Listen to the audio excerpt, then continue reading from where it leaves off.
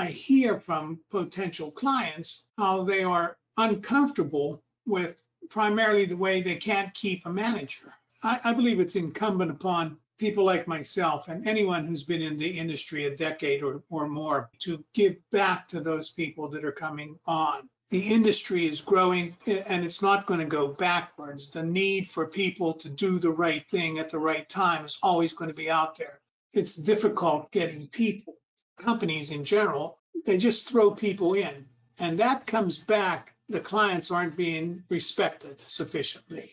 So give me an example of what kind of leadership you're talking about. And when you talk about giving back to the managers in order to retain them, what is an example that you see should be happening? Training, more training for individual managers, new hires, before you throw them into the fire.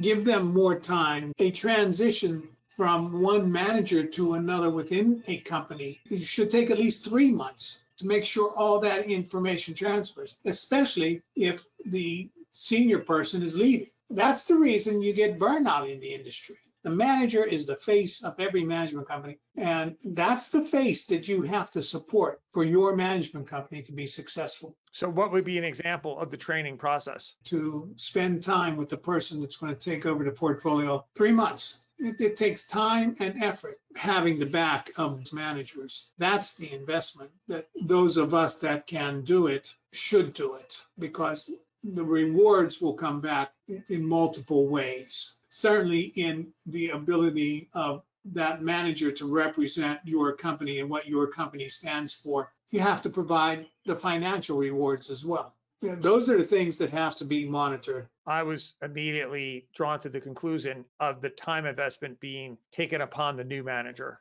not having a placement on property. But what you're actually talking about is the investment of time of the senior management. That's what it takes. It takes that sort of time. I've never had anybody bring that up. It's contra to regular thinking. I would imagine that communities would like is that they still have that more experienced manager in play at the most crucial time.